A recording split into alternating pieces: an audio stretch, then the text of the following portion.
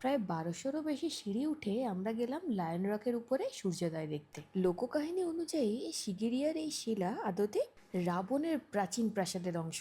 UNESCO ঘোষিত world heritage site সিগিরিয়ার এই lion rock শ্রীলঙ্কার কেন্দ্রস্থলে অবস্থিত এক বিশাল প্রাচীন পাথরের দুর্গ। এটি একটি গ্রানাইট শিলা যার উচ্চতা প্রায় ২০০ মিটার। ১২০০রও বেশি সিঁড়ি উঠে আমরা যখন লায়ন রকের উপরে পৌঁছালাম, তখন দেখলাম অনেকেই পৌঁছে গেছেন সূর্যোদয় দেখার জন্য।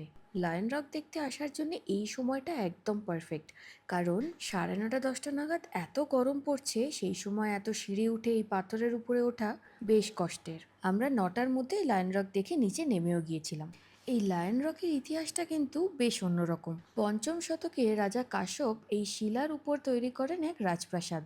৪৭৭ থেকে ৪৯৫ খ্রিস্টাব্দ অব্দি রাজত্ব করেন এই রাজা কাশ্যপ। তিনি তার পিতাকে হত্যা করে সিংহাসনে বসেন। ভাই মোগল্লানের প্রতিশোধের ভয়ে তিনি রাজধানী সরিয়ে আনেন এই নির্জন পাহাড়ে, আর গড়ে তোলেন সিংহের মুখের মতন দেখতে প্রবেশদ্বার, রঙিন চিত্রকর্ম ও বিশাল এলাকা জুড়ে ওয়াটার ফাউন্টেন।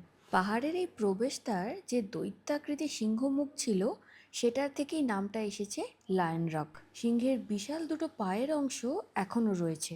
আরও এখানে রয়েছে বিরাট এলাকা জুড়ে মিরর ওয়াল, হাজার হাজার বছরের পুরনো ফ্রেস্কো পেন্টিংস, পঞ্চম শতকে তৈরি উন্নত হাইড্রোলিক প্রযুক্তি দ্বারা ওয়াটার ফাউন্টেন, আর সেই রাজপ্রাসাদের ধ্বংসাবশেষ।